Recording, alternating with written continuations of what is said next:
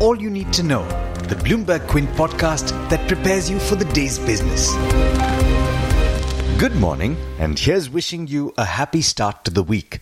This is the daily morning update from Bloomberg Quint, and I'm Alex Matthew.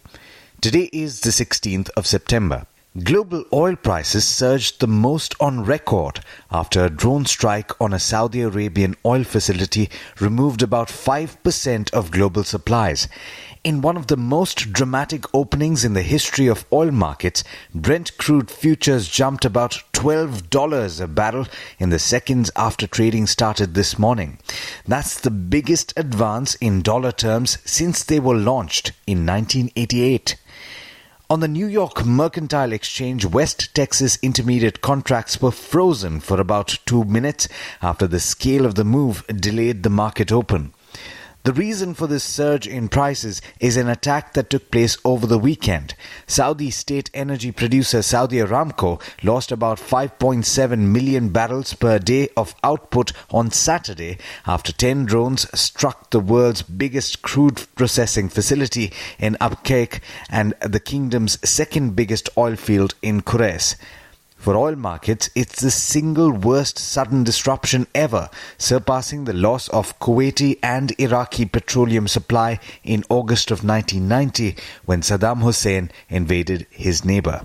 U.S. Secretary of State Mike Pompeo claimed over the weekend that Iran was responsible for the attack after Yemen's Iran-aligned Houthi rebel group claimed responsibility for the attack.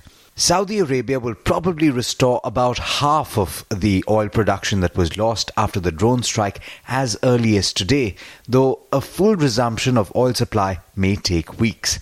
That's according to industry consultant Energy Aspects, who said this in a note sent to clients on Sunday. Last I checked, Brent crude, which was hovering about the $60 per barrel mark on Friday, had jumped to over $67 a barrel this morning. Back home, over the weekend, Finance Minister Nirmala Sitharaman announced a slew of measures aimed at boosting economic growth, particularly with regard to exports and also to aid the flagging real estate sector.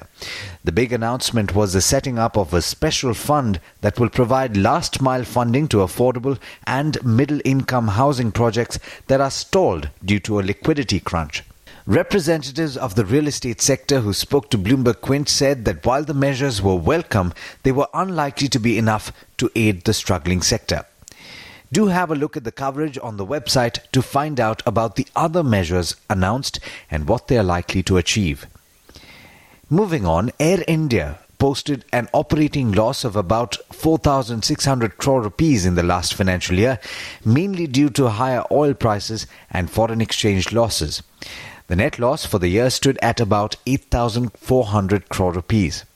Aiming to unearth financial irregularities and other fraudulent transactions at listed companies, the market regulator SEBI is planning to set up a new whistleblower mechanism for auditors and other gatekeepers to report such cases. In corporate news, State Bank of India will seek clarification from the Reserve Bank of India on whether it can offer long-term home loans with rates that will be initially fixed and then become floating, according to Chairman Rajneesh Kumar. This comes after the RBI mandated that lenders shift retail lending to floating rates that will be determined by external benchmarks like the repo rate. And speaking of SBI, it has dropped its plan to take its general insurance arm public. Chairman Kumar said there's no need as of now to raise additional capital. In the week ahead, the US Federal Reserve, Bank of England and Bank of Japan will all set monetary policy. The Federal Reserve is widely expected to lower US interest rates in response to slowing global growth and muted inflation when it meets on Wednesday. In international markets, 2 of the 3 early risers in Asia were trading this morning and they were heading in opposite directions. The Australian benchmark was marginally in the red, while the Kospi in South Korea was higher by about 0.3%. US markets ended mixed on Friday. With that, it's over to Darshan Mehta for the trade setup for the day in India. Morning, Darshan. How are we likely to start the week? Hi Alex, good morning everyone. Global cues seem to be muted at this point of time on account of crude, which is up almost 11% in trade. The SGX Nifty is trading down by almost 90 points currently. Asia is trading weak. Japan is shut today, but the other cues are not looking good. Some of the stocks that we need to watch out for some of the stocks in the real estate sector. The finance minister announced a 20,000 crore trust fund or completion of stall projects in mid-income or affordable space. Fund projects have been classified as non-performing assets or not facing insolvency action. Watch out for some of the aviation companies, oil marketing companies, paint companies, upstream company. The big surge in crude of almost anywhere between 11 to 15%, and definitely some of these stocks will react negatively. M&M will observe no production days between 8 to 17 days for the automotive sector and the farm sector. Equitas Holdings says that SEBI has returned the draft scheme for listing of Equitas Small Finance Bank. SEBI advised the company to resubmit the same after ensuring compliance with norms, and the company stated that the bank will initiate necessary steps to list its shares through an IPO. Indiabulls Housing Finance will be in focus. Delhi High Court passed an injunction against Rajya Sabha member Dr. Subramanian Swamy and others, and the order bars Dr. Swamy and others from posting against the company. Colgate-Palmolive had its first analyst meet. Ram Raghavan, the new managing director of Colgate India, met analysts. Gaining back market share was the key task in the next few years, according to the management. Much wider play on naturals and driving premiumization, and aims at being more consumer-focused than merely responding to competition. Reliance Capital will receive 6,000 crores from Reliance Nippon Asset Life Management take sale. Bharat Electronics wins an order worth 5,357 crores for Akash missiles, which was long pending. SML Isuzu will close down its chassis manufacturing plant in Punjab from 16th of September 21st. So again, shows stress in the automotive industry. India Energy Exchange, Amansa Holding acquired 1 crore shares.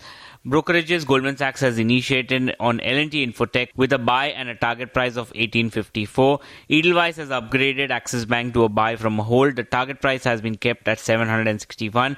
And Axis Capital has raised target price on Westlife Development to 380 from 370, maintaining a buy. But there's much more you need to know before trade actually starts. For that, log on to our website, BloombergQuint.com, and click on the All You Need to Know tab, and you will be prepared for morning trade. Thanks, Darshan. And as always, thank you all for listening in. That's all we have for you on this podcast. But as always, there's a lot more on the website, BloombergQuint.com. So do check it out. This is Alex Matthews signing off. Have a great day. I hope you enjoyed listening to All You Need to Know. Did you know that you can listen to the show on the IVM Podcast app? On the IVM Podcast app, along with this, we have a number of other shows which you think you'll enjoy. Listen to Cyrus Says with Cyrus Brocha as the host. Listen to Paisa Vaisa with Anupam Gupta. The Scene and the Unseen with Amit Verma. Or Shunya One hosted by Shiladitya Mukhopadhyay and myself. Check out the IVM Podcast app to get more talk content that you will enjoy.